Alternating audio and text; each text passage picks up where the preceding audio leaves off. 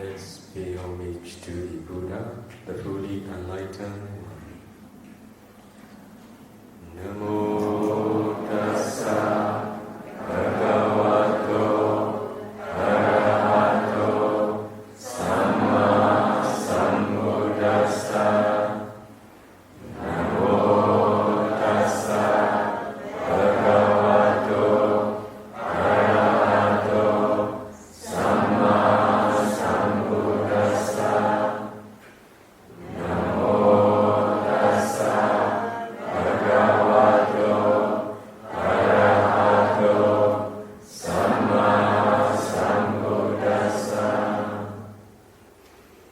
I will pay respect to the Buddha, the fully enlightened one. Buddha Bodhaya Diti Tantoyo Dhammataya Sa Dhammataya Tanto Dhammante Nova Dharanaya Sa Nibuddho Nibbanataya Tanloka Dharananami Loka Dharano Loka Tumbai Kozaya Tasu Pyato Mudo Yo Nago Buddha Naga Miro Yadya Seindi Yatuta Chemya Swapyati Buddha Tisali Guru Rai To Trenti Myendo Muvi Pye Bodhaya Sa Jataita Du Volu Rokudu Tenlen Tija Bazi Jinchu Galaga Tanto Kuroga Biyin Chiro Muvi Pye Dhammataya Sa Jataita Du Volu Rokudu Meyin Yin Chijazi Chingalaga Tanto Kuranga Bin Kilita Upu Kate Yin Do Muvi Pye Dhammataya Sa Jataita Du Volu Rokudu Meyin Kilita Punyin Jabazi Chingalaga Dino Adandaya Nawan Garachango Buddha Tocha Gurora Yaupi Pye Dali Dharanaya Sa Guru Tatu Chutaitu Roni Buddhawan Mavekando Gudan Tocha Yaujabazi Jinchu Ngalaga Nibuddho Kilita Pranibhan Vinsayukti Kurodai Nyindo Mui Pye Nibbanataya Sa Guru Tatu Vini Ludo Bukate Nyijabazi Jinchu Ngalaga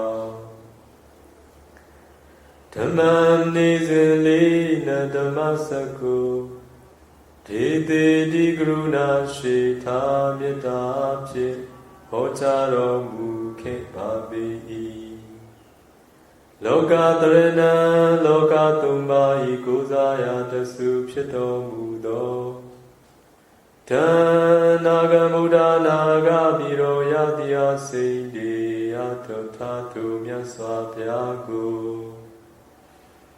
Nami Namami Ko No Nalong Tong Zong Pyao Pyo Mango Sho Yue Gado Myano Le Song Mo Yue Shiko Nyopa Yi Myaswapya Myaswapya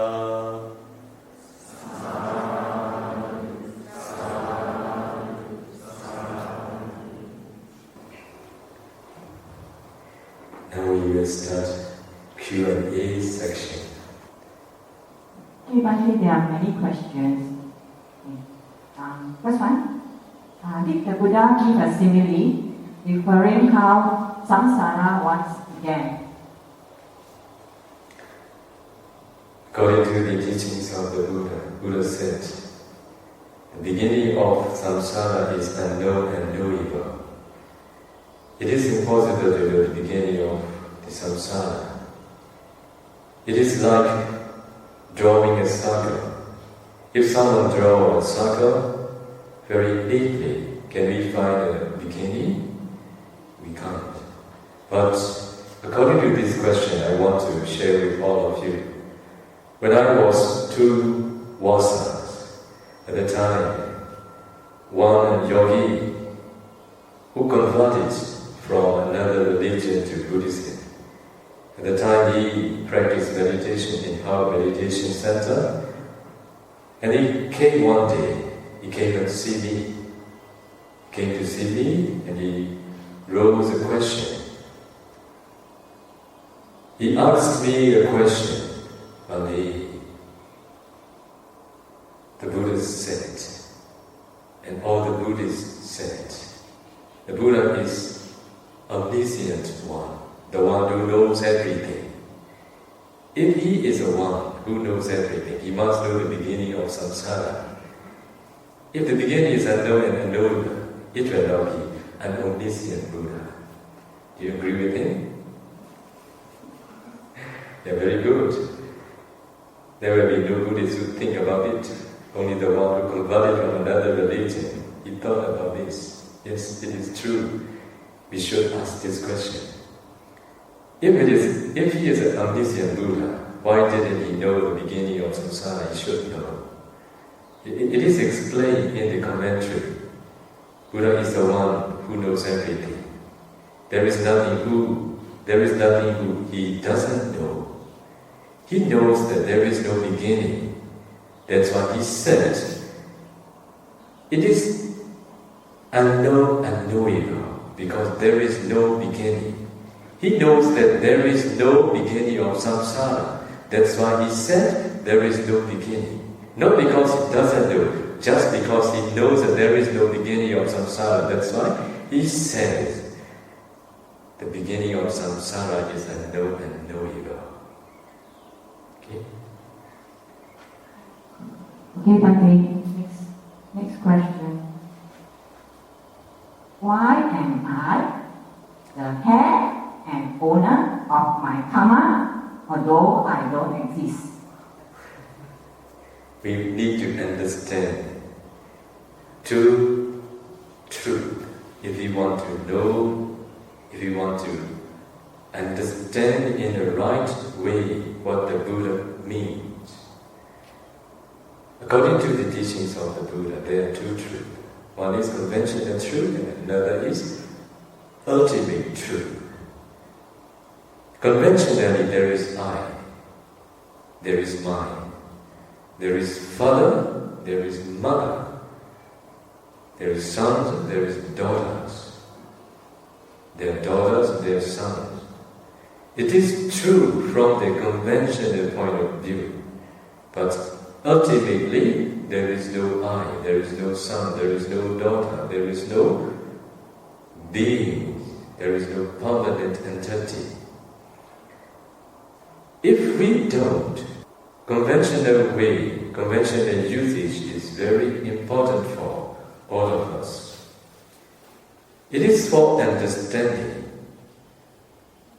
Those who have never realized, or those who never penetrate, those who haven't penetrated ultimate reality, they can't understand. If we say there is no man, there is no woman, there is no I, there is no mine. For that reason, it is necessary to use conventional usage for understanding. We are the heir of our karma. We are owner of our karma. Conventionally, it is true.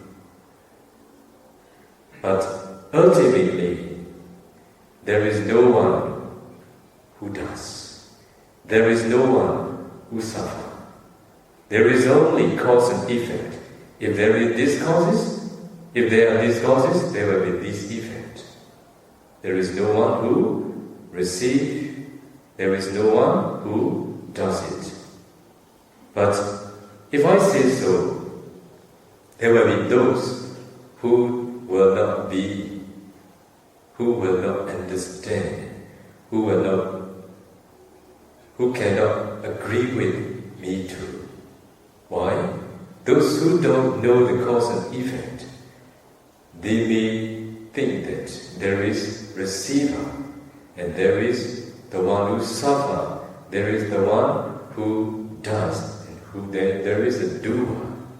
Actually, from the ultimate point of view, there are causes and there are effects. If there are these causes, there will be this effect. Only this. But for all the worldly beings, those who don't understand the ultimate truth, need to explain the way they understand. All the people think, I am the one who suffers. He is the one who did it. He is the one who does, or he who did it. I am the one who received this, who suffered from it.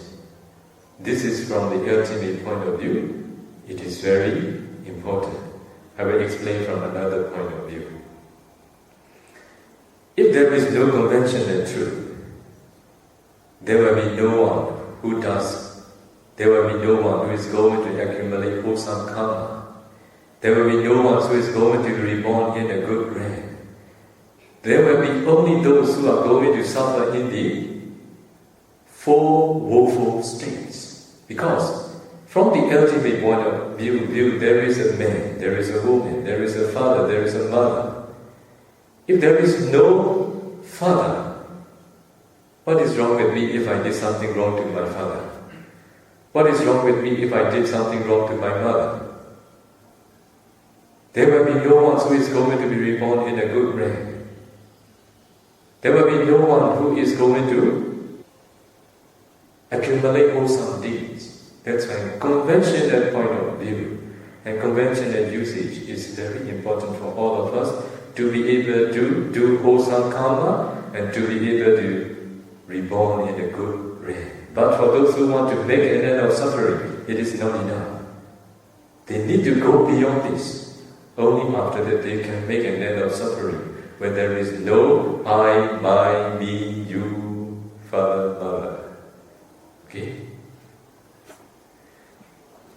Hey Bhante, is there any mention in the commentaries why the Buddha would knowingly accept poisoned food and thus experience a painful period before his Mahaparinibbana? Was a peaceful, painless passing not an option? Who said it is a poisonous food? The question says, maybe before Buddha took final Nibbana, he suffered from diarrhea because of having piglet in his piglet. One thing you all need to know. In one of Bodhisattva's past life, he has committed unwholesome karma. Because of this reason, he had to suffer from diarrhea. It is his karma ripened. Because of this reason, even though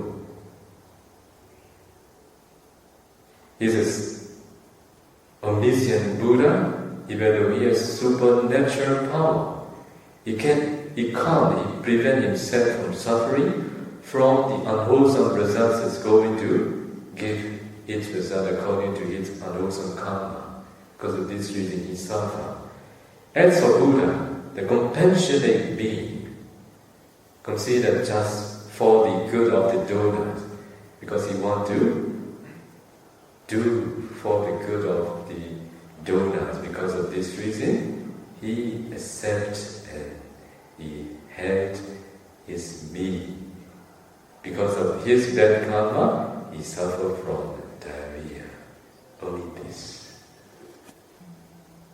Next question. Bhante, in order to fulfill Upaparamis, the Bodhisattva gave away his wives and children in many lives.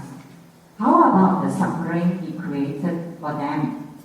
That is, if I imagine to be his wife, I would not want to be given away to another man.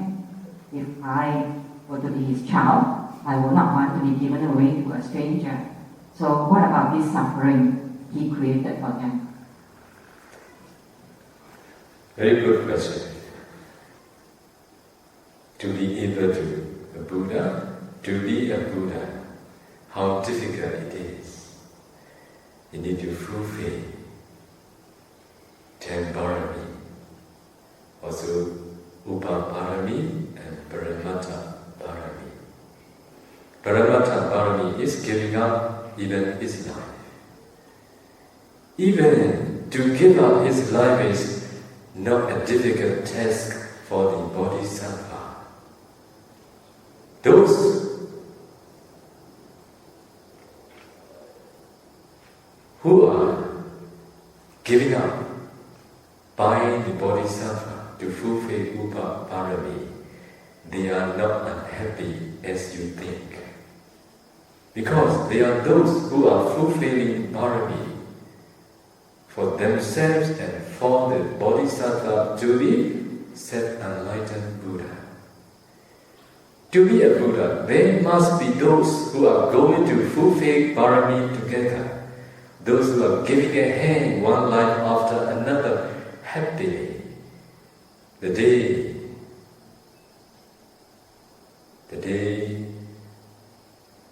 who is his wife? Yasodaya is going to take final Nibbana. He had explained all that, only some of the events that she had fulfilled for Buddha's enlightenment. Along the way, fulfilling Parami. As a wife, you gave to others, you offer me to others for his wife, as in his wife. At the time, I never felt sorry, because I'm very happy to fulfill Parami for you.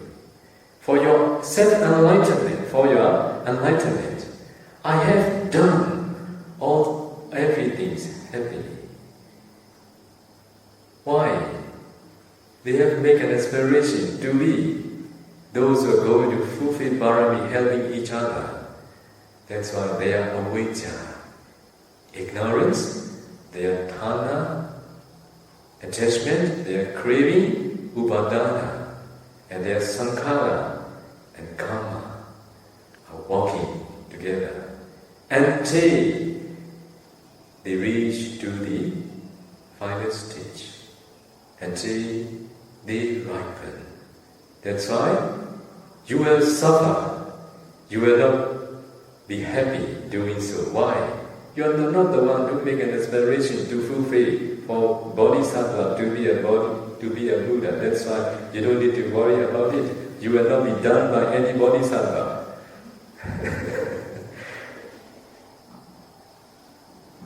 Why only Buddha can remove habitual tendencies? If it is so, then does it mean we cannot change our bad habit to good habit?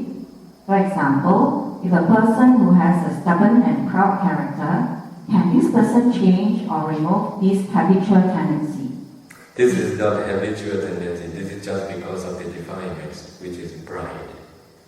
Also, ego and self-identity.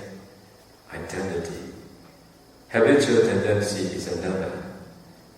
For example, someone who used to walk maybe in a harsh way, quickly, maybe sometimes who jump, maybe this is a habit. The one who has attained arahantship is the one who has removed all the defilements. That's why no stubborn, no pride. He will not behave like you said. Only the habitual tendency. What can be removed only by the omniscient Buddha, not the capability and not the ability of any other ordinary arahant. Even the great disciple, chief disciple, this is not their domain. This is what they can't do. their path knowledge can't do. Why? It is only the ability of the omniscient Buddha. Why? It is only the ability of the omniscient Buddha. Only keep in mind. Okay, this question, there is a quote from Khuddaka Nikaya. People are possessed by conceit, tied up with conceit, delighted with becoming, not comprehending conceit. They come to becoming again. But those who, letting go of conceit, are in its destruction, release, conquering the bond of conceit, go beyond all bonds. The question is, how to let go of conceit? Thank you. Do you really want to let go of conceit? If you really want, you must be the one who follow the way the Buddha practiced, the way the Buddha taught, step by step, with the attainment of first path and fruition. The first path knowledge remove self-identity view, doubt, and attachment to rite and ritual.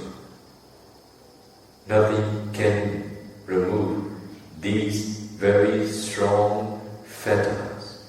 Only the path knowledge, which arises only one time, can remove completely without remainder. After that, you need to continue practice vipassana meditation. With the maturity of insight knowledge, the second path and fruition knowledge will arise. At that time, the second knowledge cannot remove any defilements, but it can make lessen the defilements, the power of the defilements. The strength of the defilements can be lessened can be made less, made weak, make weaker by the second path and fruition knowledge. So the third path and fruition knowledge, with the attainment of the third path and fruition knowledge, at the time, hatred, anger, and sensual pleasure has been removed without remainder. So this is a third path knowledge does it. Nothing, and there is nothing which can do it.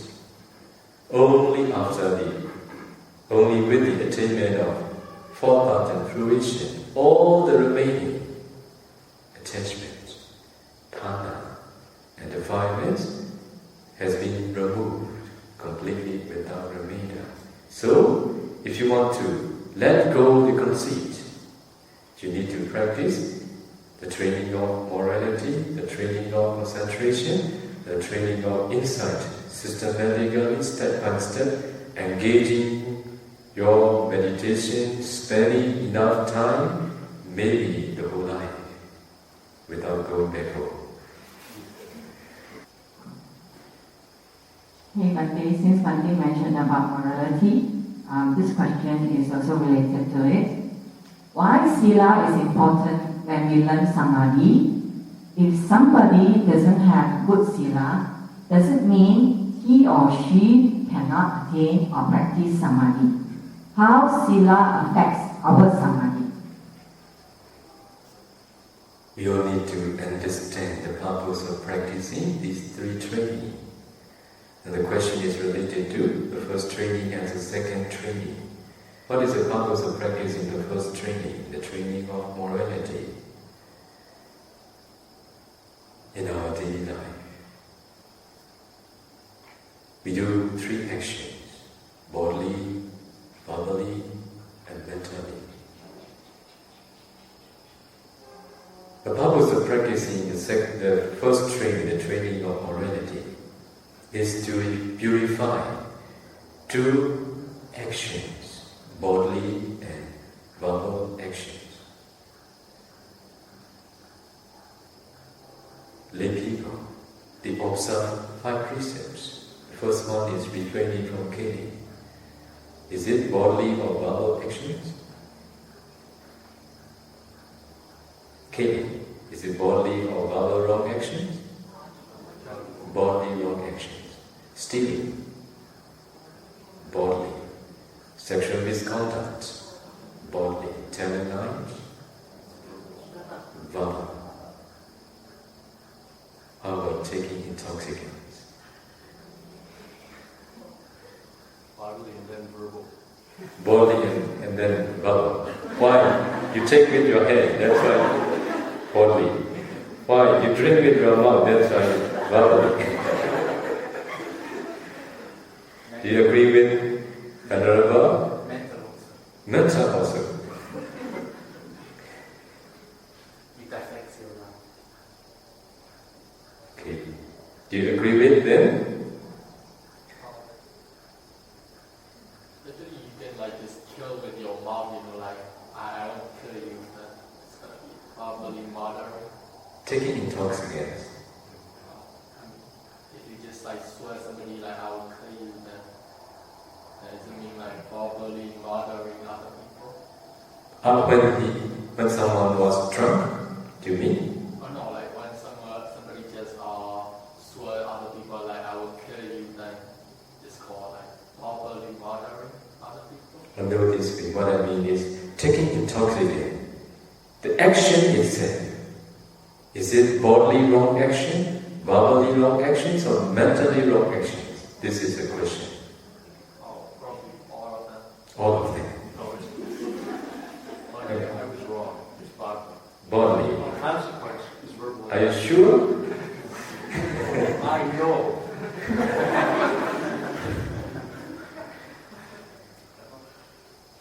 Mentally also.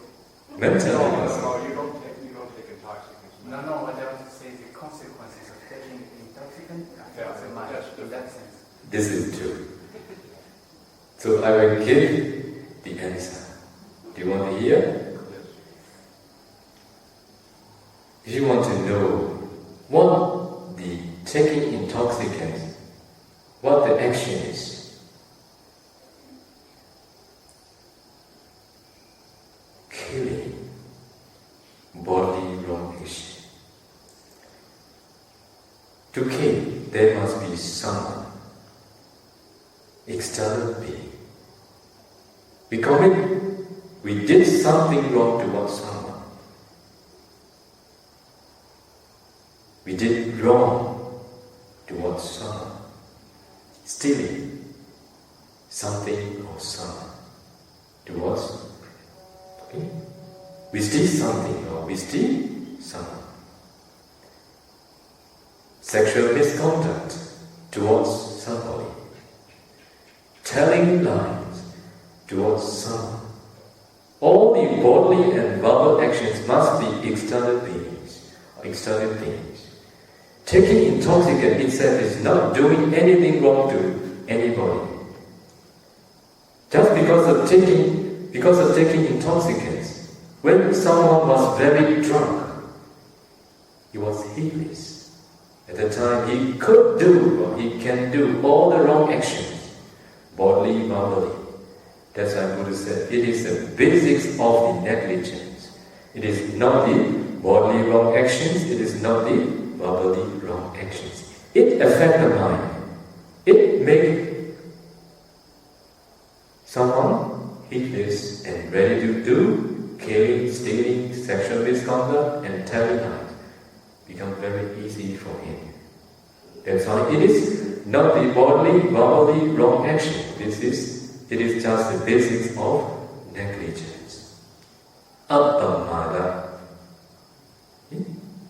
the cause of negligence. So now you see, if we practice the training of morality,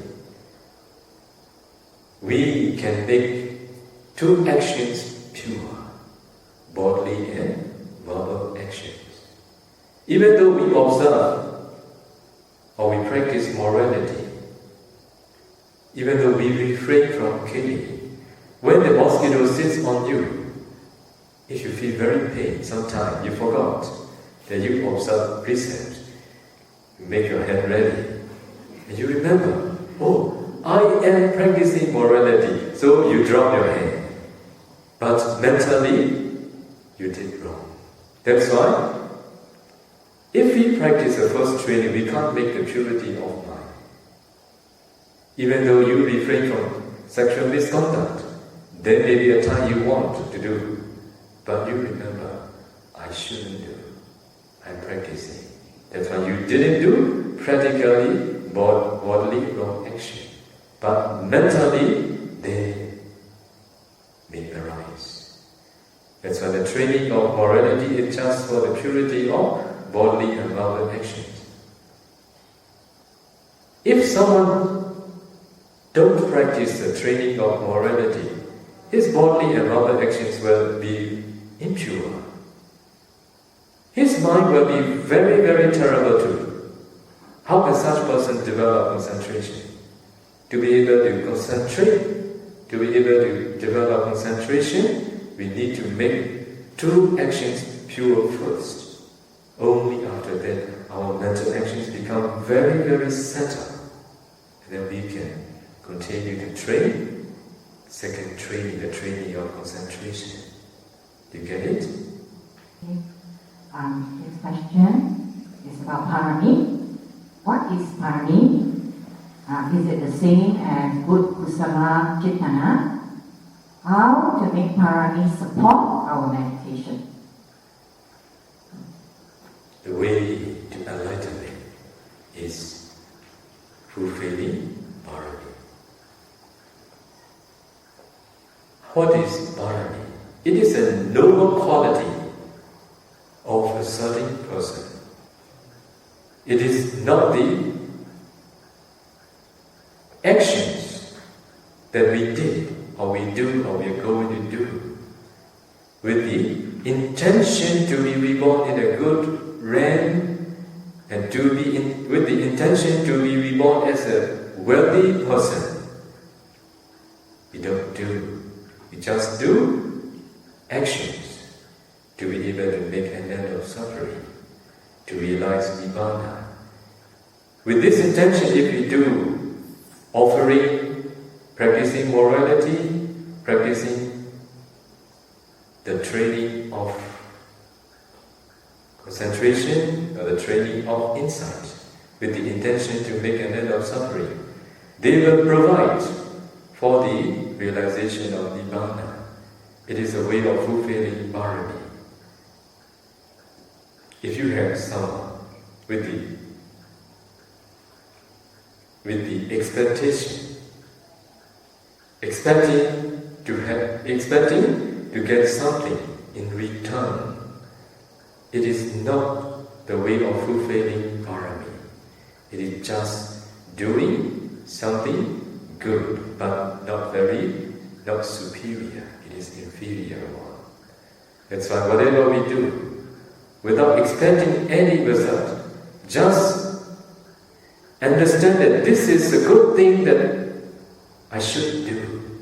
That's what I do. That's all. And with the intention to make an end of suffering, if you do all different types of wholesome actions, it will be the way of fulfilling parami. What is actually meant by wise attention, referring to daily life challenges? In the social world, what the people say, positive thinking and negative thinking. This is what people generally understand to improve their life. The one who has no positive thinking, it is very difficult to live peacefully and to improve his life too. But positive thinking and negative thinking. Positive thinking will not be all the time wise attention. Why? Wise attention is related to the Dharma. For example, when we are practicing mindfulness and breathing meditation, Buddha says, the one is the one who can develop concentration through practicing mindfulness of breathing meditation. What does the Buddha mean? Why is attention here related to the mindfulness of breathing? Those who practice mindfulness of breathing are those who need to maintain focusing on the inhaling and exhaling. If they don't know, if they are not focusing on the in-breath and out-breath, if they are taking other objects at the time, they have no wise attention. How can such meditator develop concentration to a deep level? This is wise attention related to the meditation. For about practicing ultimate mentality and ultimate materiality, at the time also the one who need to analyze ultimate materiality when he or she sees small particles. He or she need to be very mindful to be able to analyze ultimate materiality that exists in each subatomic particle. If he or she is not paying attention mindfully to be able to listen, then he or she has no wise attention. For example, people, they love seeing beautiful objects.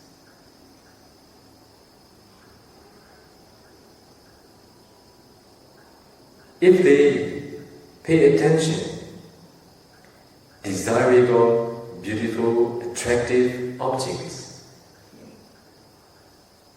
what does it make? What make them feel? Attachment, craving, passion may arise because of pay attention. Beautiful, attractive, desirable object. For all the people in the world, they like doing this way very much. They are very happy, they enjoy doing. Is it wise attention? No. According to the Buddha, Siji Buddha said, you need to pay attention, it has repulsiveness. Asubha. If you don't pay attention, asubha, passion will arise, lust will arise. How difficult for worldly people to make wholesome states of mind will be with them. Those who can't see color as color, sound as sound, smell as smell, taste as taste, they have no wise attention. They think, oh, very beautiful sound, very sweet, oh, very good smell. At the time, it is unwise attention. So when we come to know what is wise and what is unwise attention through the Dhamma, at that time, just maybe 3 days ago or 4 days ago, one of the meditators said, when he practiced unwholesome mentality, at the time she told me, only now I came to know this. Almost all the time, we are accumulating unwholesome states of mind in our daily life. Almost all the time, unwholesome. Because I have no capability to develop wise attention, because of no ability to know ultimate mentality and materiality, almost all the people in the world, they are seeking after the sensuality, developing unwholesome states of mind, thinking that this is for happiness. Yes, there is a happiness, but it is unwholesome happiness. It is not wholesome happiness. That's why to develop wise attention, you need to practice meditation. Otherwise, it is very difficult to apply in your daily life. Okay, next two questions are somewhat related.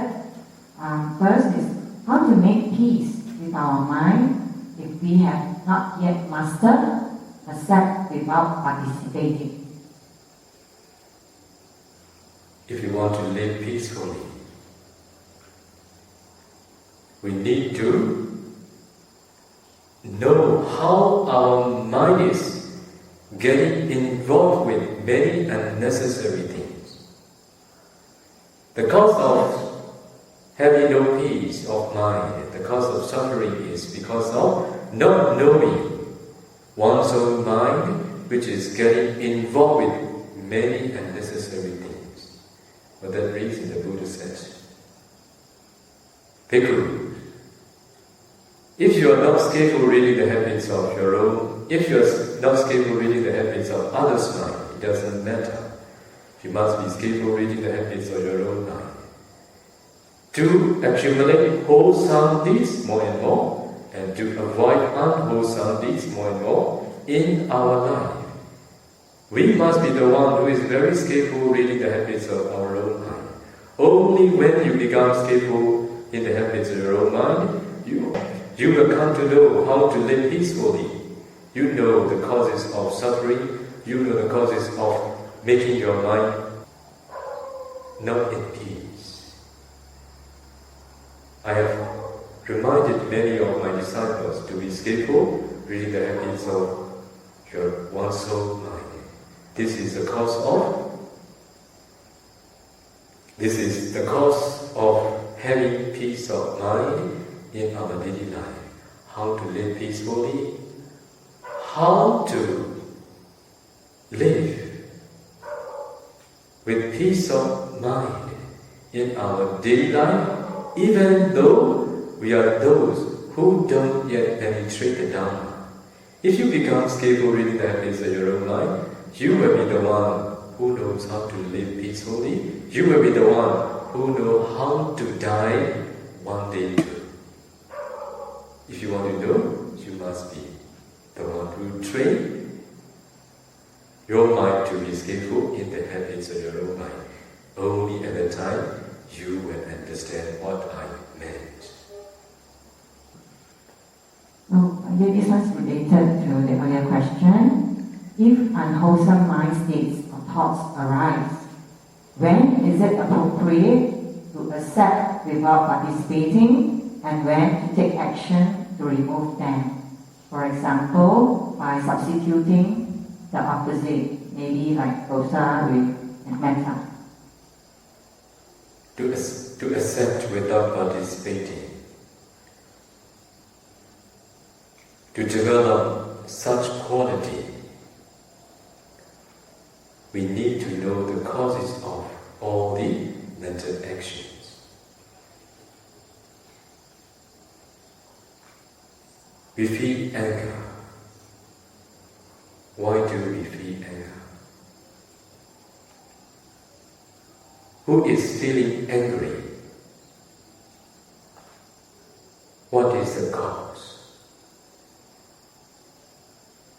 Is it really the one who was feeling angry? Or only because of conditions? Only when you understand this, at the time you can accept without participating. I need to explain more. Do you get it, what I meant? Do you understand? Do I need to explain more? Yes. The one who says yes, I want to ask you one question. Are you angry now? Are you angry with someone now? No. Have you no anger? Where is the anger? Can you show me? Can you show me? Where is it? Can you point out? No. Can you touch it? Can you do as you want? Now they offer me a glass of a cup of water. Now I can say from the conventional point of view, this is mine. I can touch, I can point out for all of you. I can point out to all of you. From the conventional point of view, it is true, this is mine. But from the ultimate point of view, it is untrue. But now, you always think this is my anger, I'm angry. Now you say me, you don't know where it is. You can't point out, you can't touch, you can't do as you want. If it is yours, you must be the one who can show me where it is. Now you can't. If it is yours, you must be the one who can point out where it is. But you can't. If it is yours, you must be the one who can touch and who can do as you want. But you can't do anything. So, it is telling you that it is not yours. Okay? Now you have no anger. Now you are not angry with anybody, you have anger. That's why only when we know how they are functioning at the time we can practice how to accept, how not to participate. When you see undesirable object, when someone complains you, the anger, you don't know where it is, the anger you don't know, and the anger you can't point out, comes up to the surface of the mind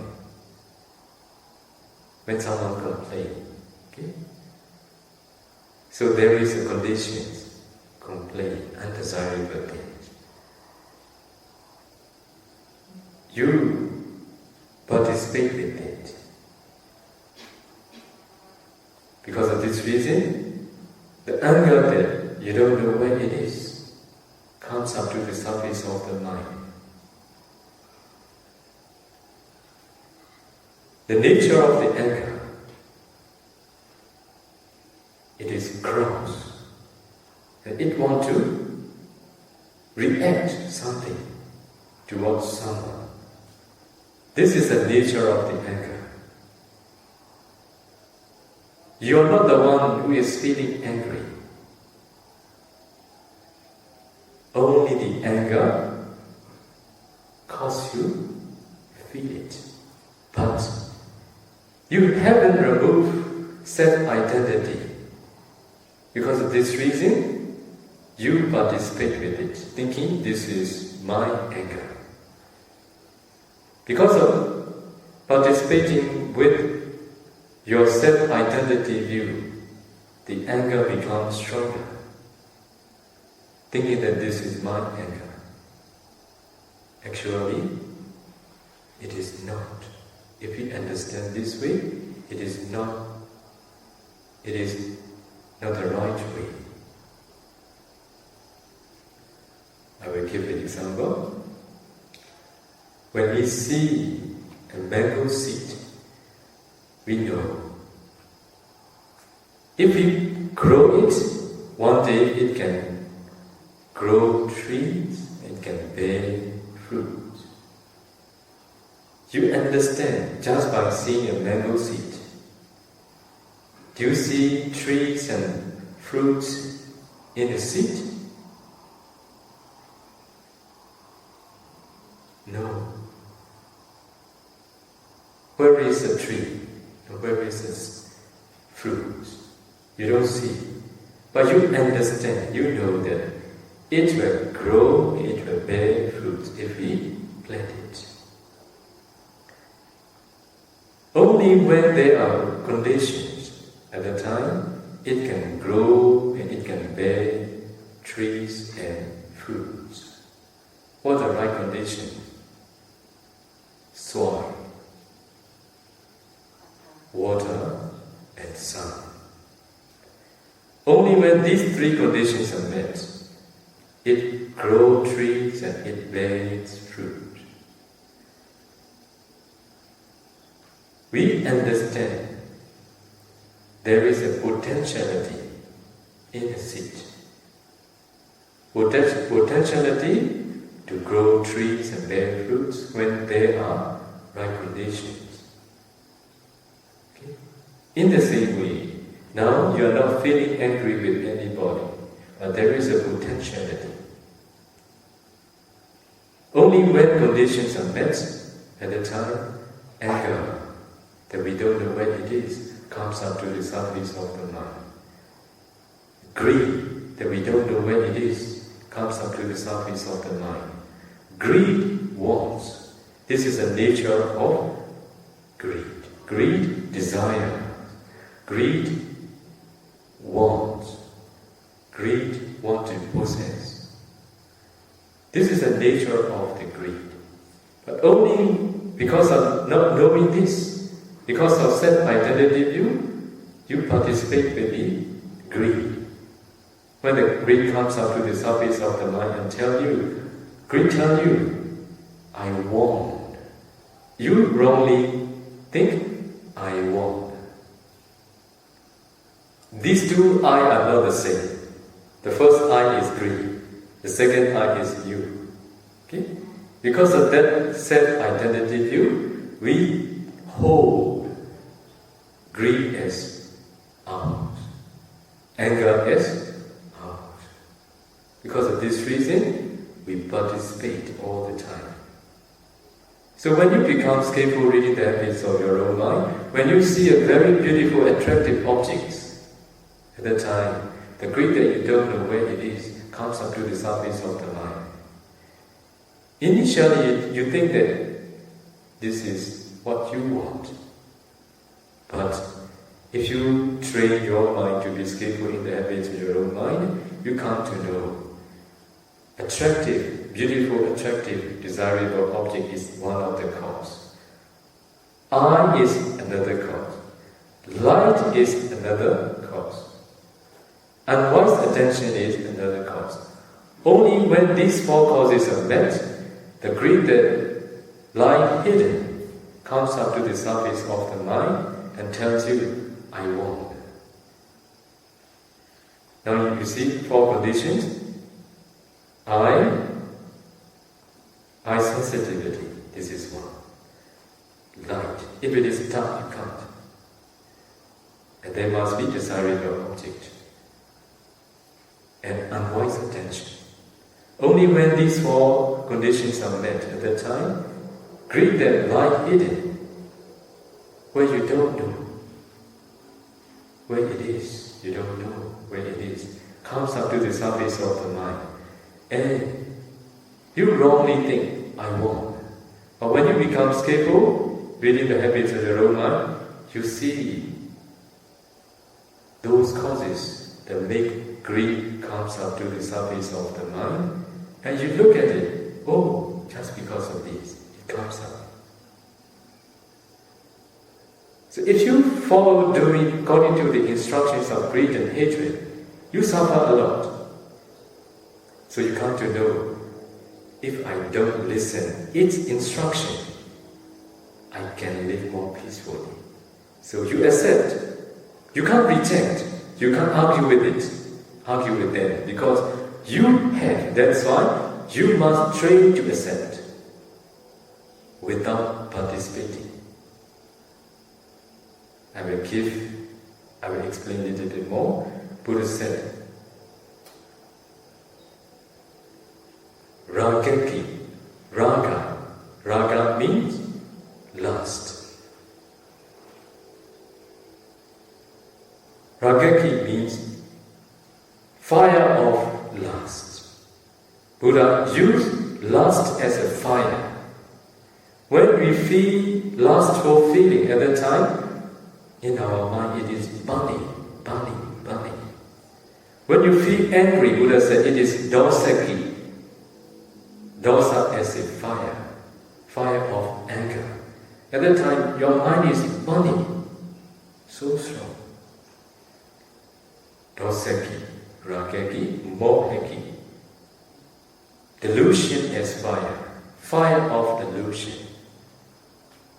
So when you see burning fire, if you just let it be, when the fuel has been consumed, it has been extinguished by itself, right?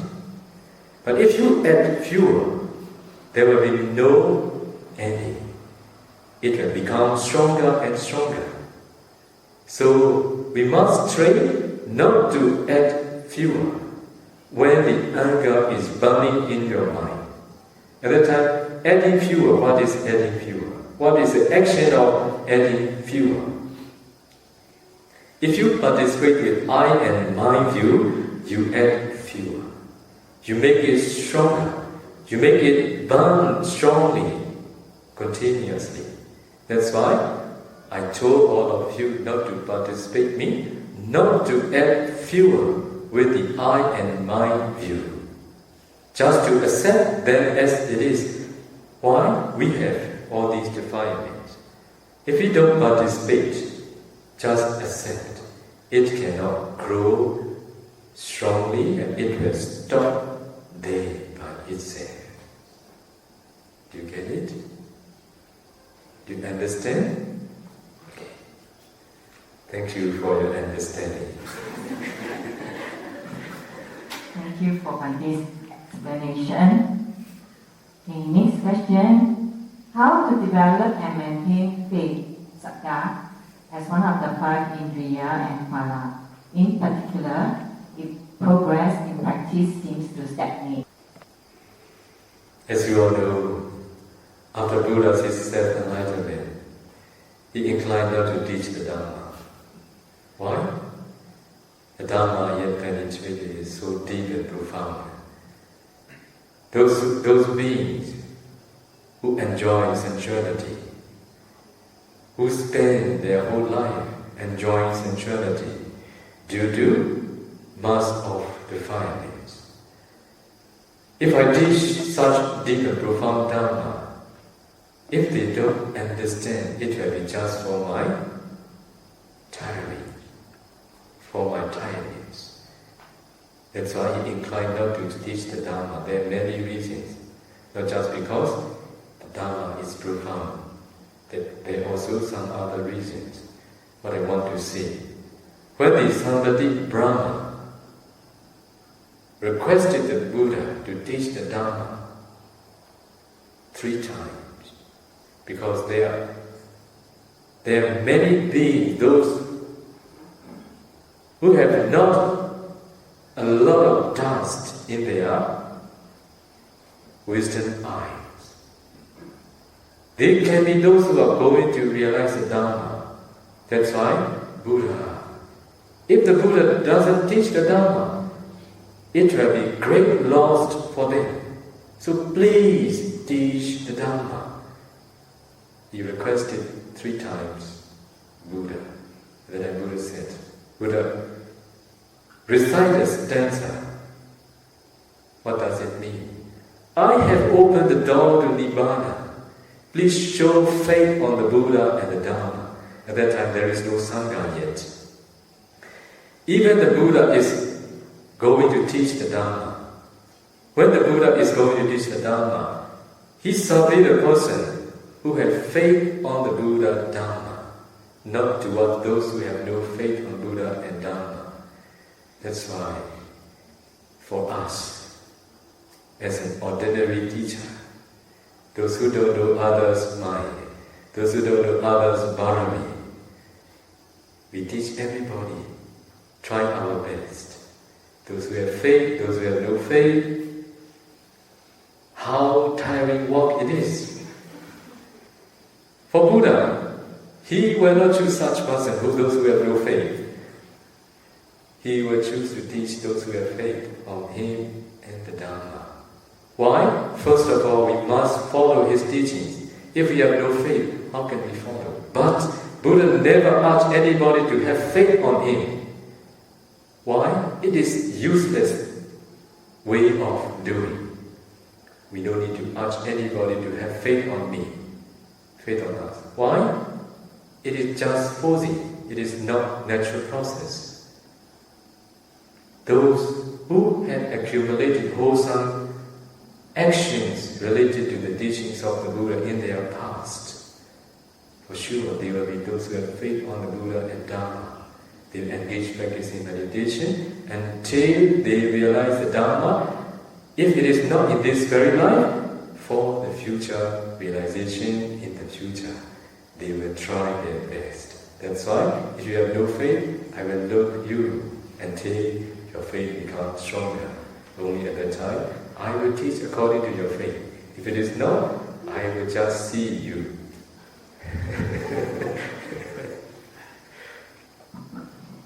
Thank you, Bante, for having faith in us. Since Bante is continuing to teach us. Okay, next question. This is asking Bante for advice. How do I make aspiration and wish after each meditation sitting that for the rest of my life to be a bhikkhu who is learned in Tipitaka and practice meditation and so on before I attain Nibbana? Now I see the aspiration that you want to make. If you just do it, you will be as you wish one day in the future. Okay, next question. Is it possible for a Buddhajana who has progressed to Upachara Samadhi to always say and feel that his mind is in equanimity state without lobha and dosa in his daily life? Is it true his mind is really in equanimity state? It will not be all the time. It depends on how he pay attention, how he train his mind or her mind. So according to the Buddha's teaching, sometimes we are happy, sometimes we are unhappy, sometimes we feel neutral towards something that we experience. So that's why there will be a change of feeling all the time. That it is impossible to be equanimous towards something all the time. Okay, next question. Is it necessary and allowable for a meditation teacher, that means a bhikkhu, to convince his disciple who has already attained Sotapanna by saying, "Oh, you are a Sotapanna now. No need to doubt anymore." It is not the way. No need to what? No need to. What she say? No need to? No need to doubt. Doubt. Sotapanna is the one who has removed doubt, self-identity view, and attachment to rite and ritual. No one need to remind him not to feed doubt on Buddha, Dharma, Sangha, cause and effect, past, present, and past life, past, present, and future life. It is a natural process. It is the law of Dharma. If someone need to be reminded, if he or she is still feeling down on Buddha, Dharma, and Sangha, noble Sangha, karma and its result, past, present, and future existences, he and she will not be a noble person. That means it's not unshakable faith, right? She or he hasn't developed unshakable faith. Okay. Next question. Venerable Bante U Revata, it is known that if a Buddhajana insults an Arya, he will not be able to progress in his meditation. This karmic law seems to work too if a Sotapanna has insulted an Arahant. Question is, would there be any bad result for a Sotapanna who has insulted a Buddhajana or an another Sotapanna person. For about Puthujjana, for ordinary people, those who don't know the Dharma, those who don't penetrate ultimate reality, those who haven't removed doubt, and those who haven't developed unshakable faith, for them to do wrong things is not a difficult task. Even to do patricide, killing arahant, drawing the blood of the Buddha, and doing schism between the Sangha is possible task for the ordinary persons. If necessary, they will do such wrong actions, what we call heavy actions. That's why insulting towards noble person is it is possible, or it is easy to do towards Sotapanna, because they can't, ordinary person, they can't. They have no capability, they have no such ability to distinguish who is ordinary persons and who is noble persons. Why? The Buddha said, who knows, who doesn't know. Who knows, who knows. Oh, sorry. Who doesn't know, who knows. Who doesn't know, who doesn't know. Okay? For that reason,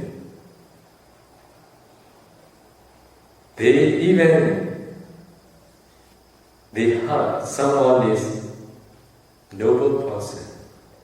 At that time, they were looking, they was watched him. Is it really?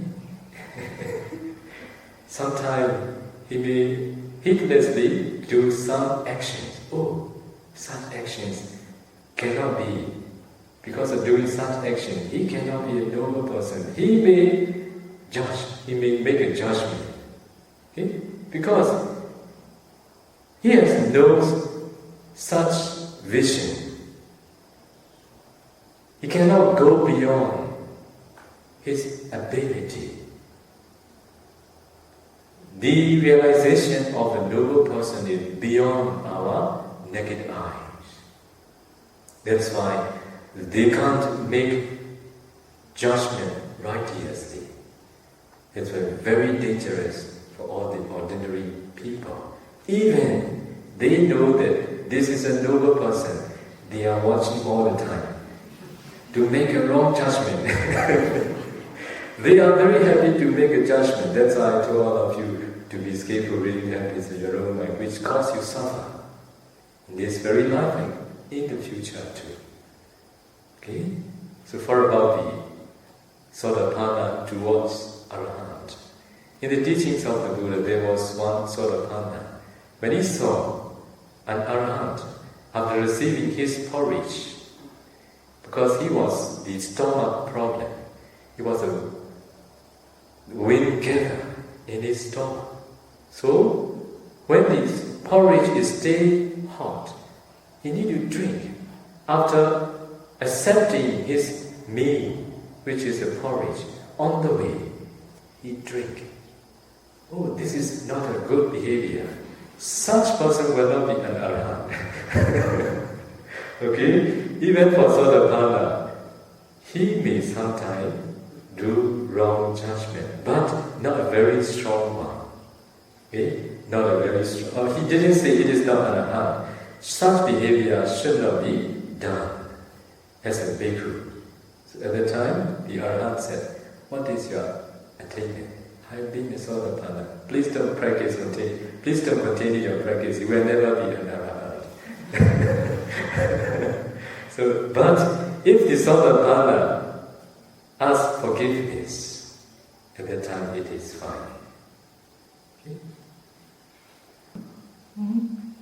Venerable Bhante, may I ask about concentration with Anapanasati? I heard from Sayadaw's question and answer in procedure that some people take a long time to have concentration because they use their natural eyes to look on the breath. Please explain what is the meaning of looking with natural eyes on the breath, because when we focus on the breath, the eyes automatically watch the breath. As we have this habit, looking something with our naked eyes, this is a very strong habit, what we have developed in the rounds of Vipassana. Only when we can look at something with our eyes that we satisfy.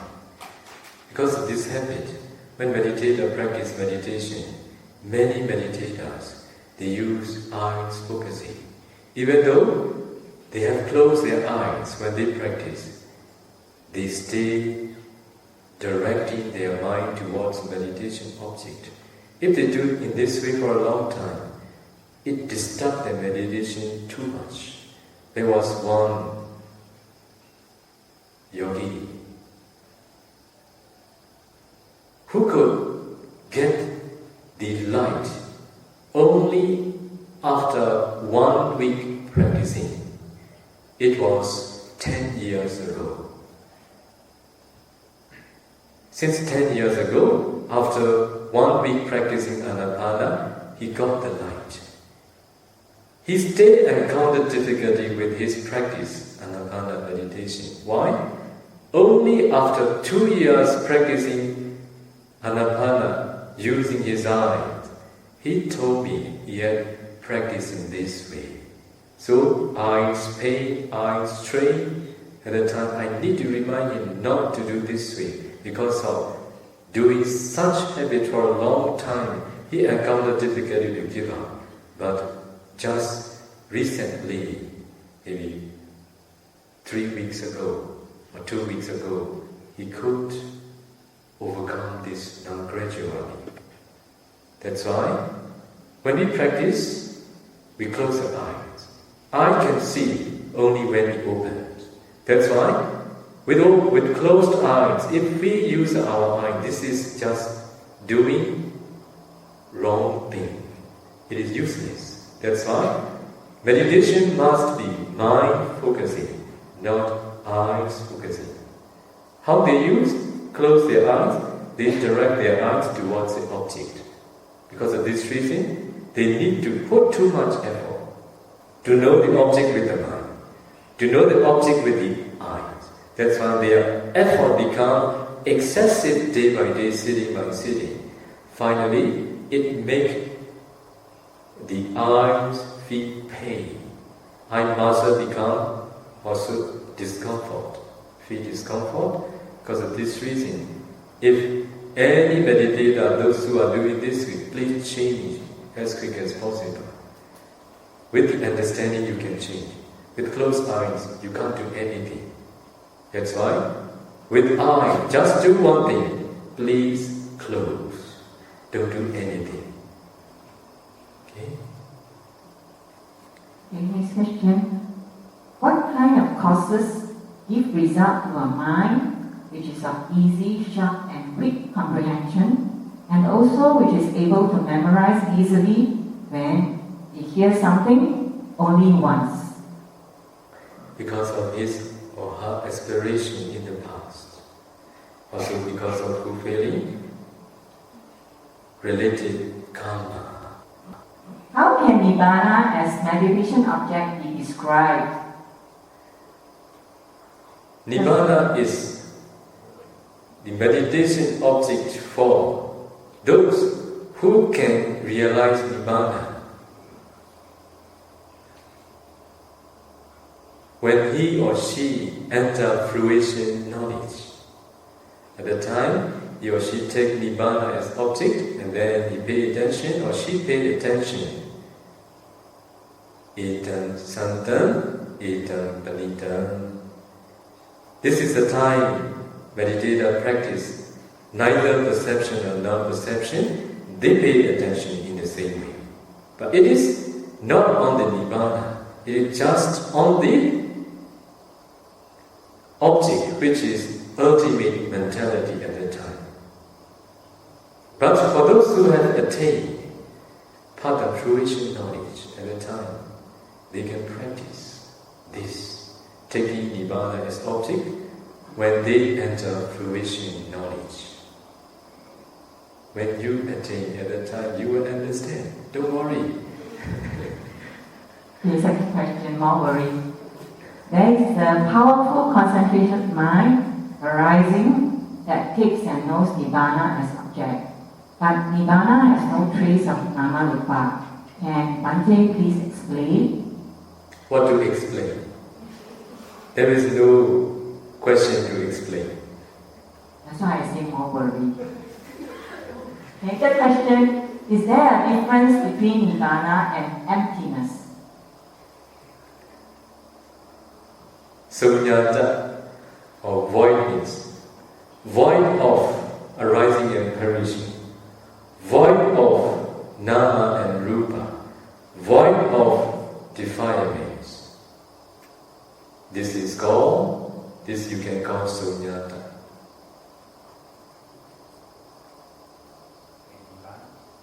Nibbana?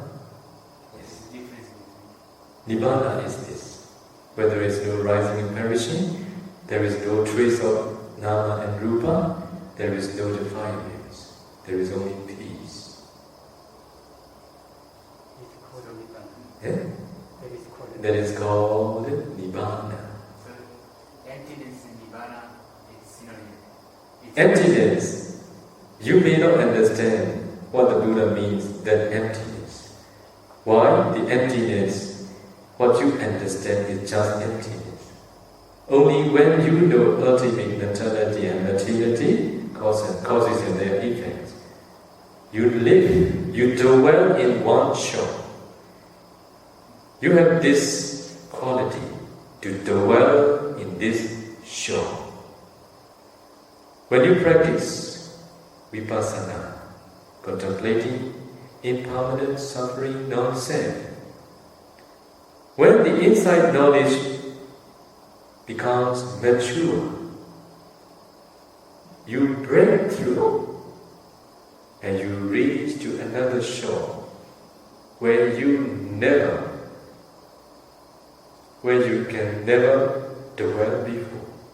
At that time, you possess two shores. One is where there is arising and perishing. Another is where there is no arising and perishing. Okay? So only at that time, anytime you want to pay attention to this unconditional Dharma, which is Nibbana, you need to practice this first. When you want to experience this, if you just incline your mind to experience, your mind will break through to the another shore. Okay? If you want to come back to this shore, you can come back. It's not my question. To clarify a confusion about this. So, when you are in Nibbana, you realize emptiness. Who sees? Don't use you. No. You conventional words. Who sees these things? Mentality sees. So, At that time, the mind that is taking Nibbana is still arising and perishing. Nibbana itself, there is no arising and perishing.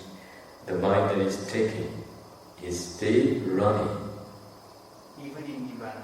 No, not in Nibbana. Nibbana is an object. The mind that taking Nibbana is... Yeah, it's confusing. Maybe I have to see that. Yes. Please confuse now. This is the time to confuse. Okay? I am confused. Yeah, please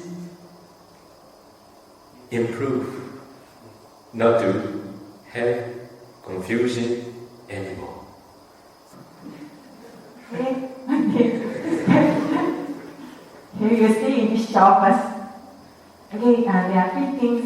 Author wants to ask, how do they relate to each other?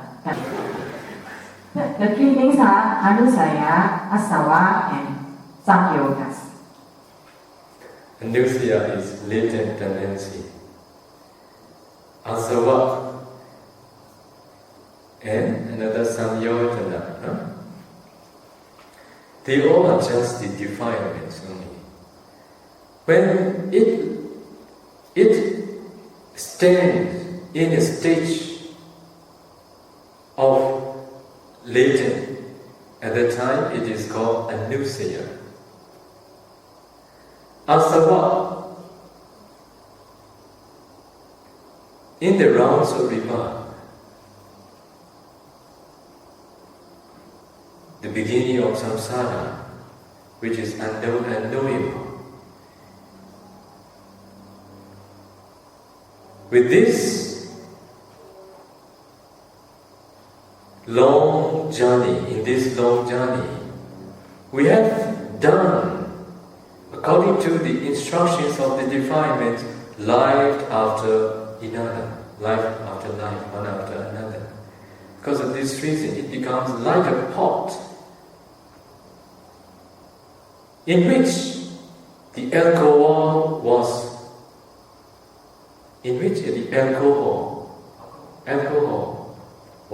kept for a long time. What happened to this pot? Can you wash it out? Can you make the smell disappear? There is no way. Okay? Because of this reason, asava is like this. Because repeatedly doing, listening the instructions of the defilements,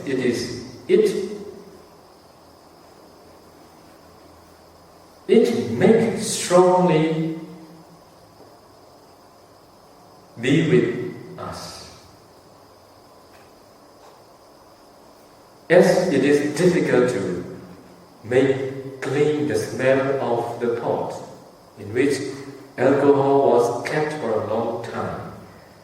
Just by cleaning with water, you can never remove this asava. Only with the path knowledge, it can remove. Samyojana also in the same way.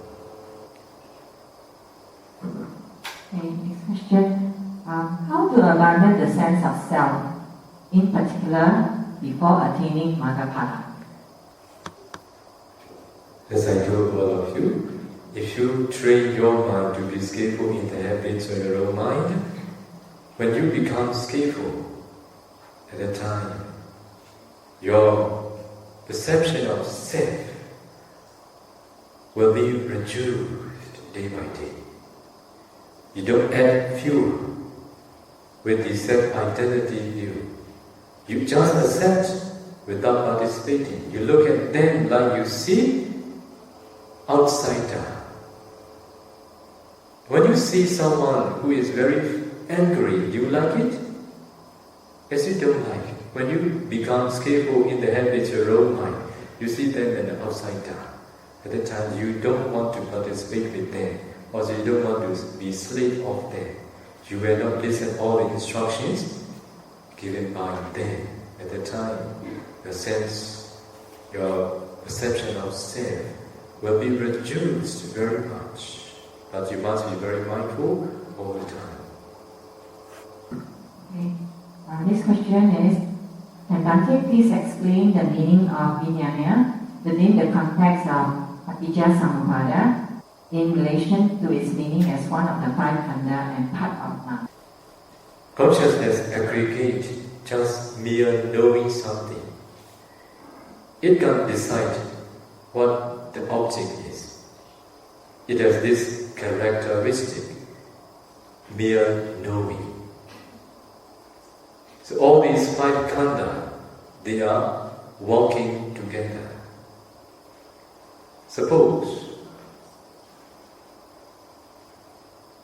when we are going to have very delicious food in a certain restaurant,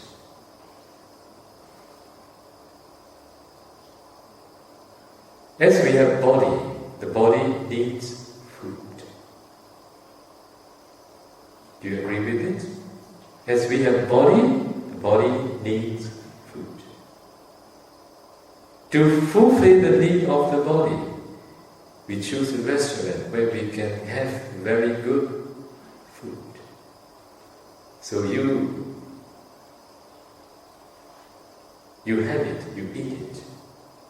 Feeling, feed. Oh, very, very good. Perception marked. Oh, this food is very good. Perception marked. Consciousness know. Oh, this is good. And then volitional aggregate, volitional formational aggregate. Oh, very good. It is volitional aggregate. And then you went back home. One day, your perception and aggregate make you remember, oh, the food that I have in that restaurant is very good. The perception says you, I remember. Feeling aggregate tells you, oh, very, very good taste. I like very much. Consciousness knows, I know. The volitional formational aggregate tells you, go, go, go. You see? Understand? Okay. Don't be a slave of 5 aggregates. If you want to know more detail, please read the book Bearers of the Burden. Thank you, Bhante. Next question is, please can Bhante explain the insight knowledge of Sankhara Upekkha and its relevance? Sankhara Upekkha, the knowledge of equanimity towards formation. Does he mean? What does he want to know? Sankhara Upekkha Jnana.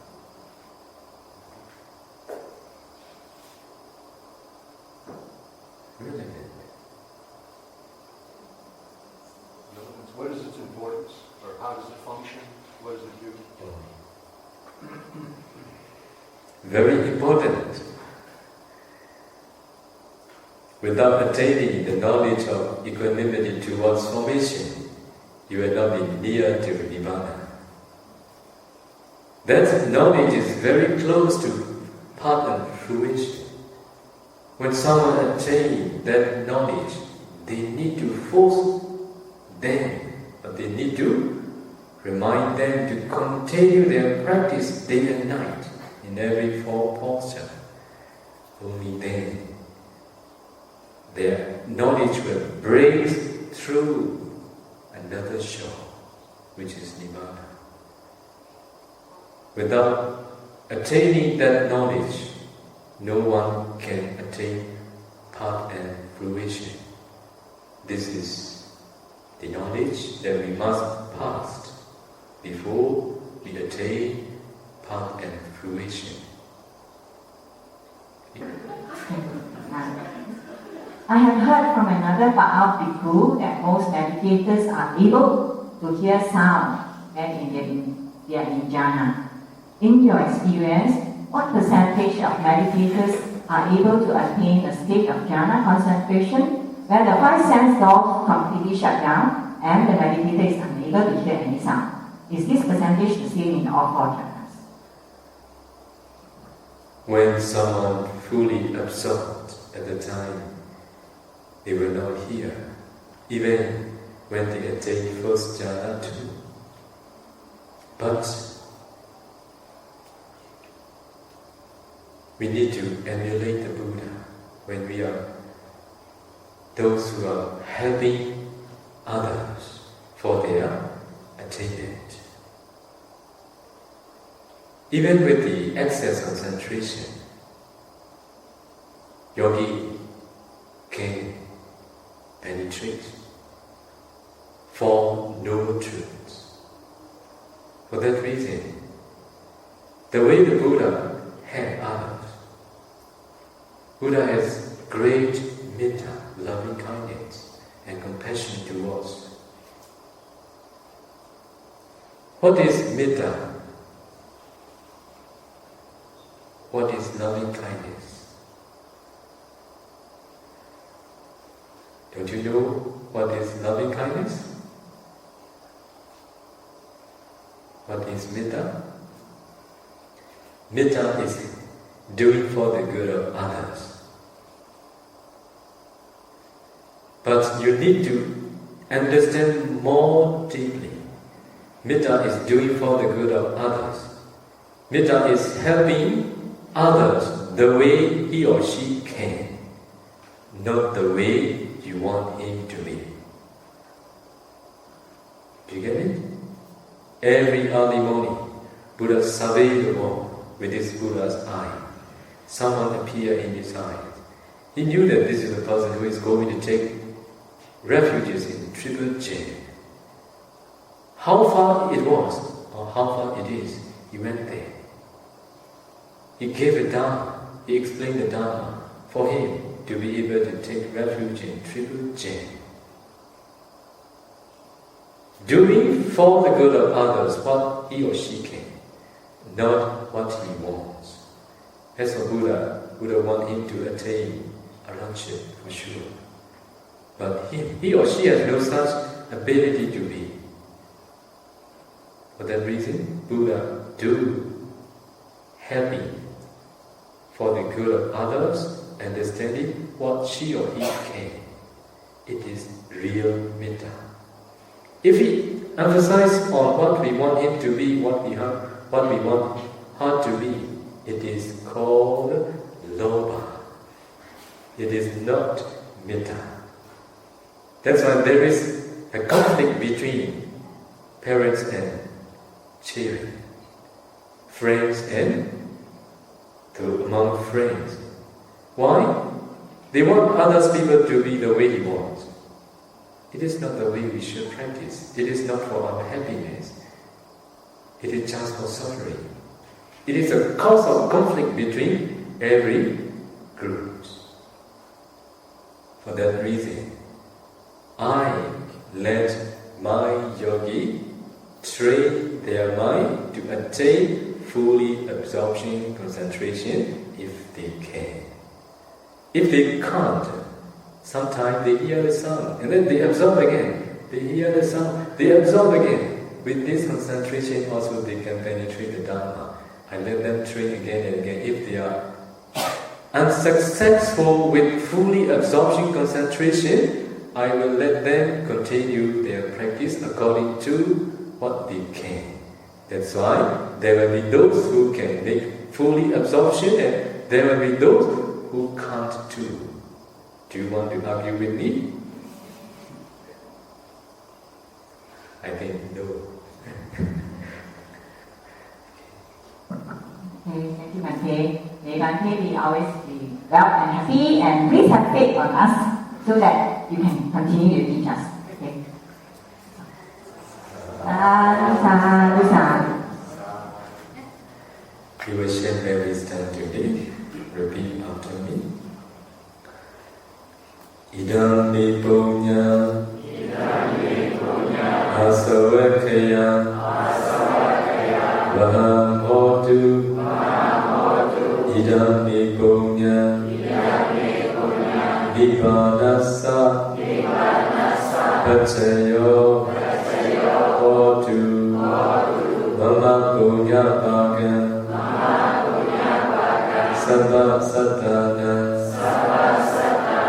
vajini, te sabbi, te samam, punya bhagam, labantu,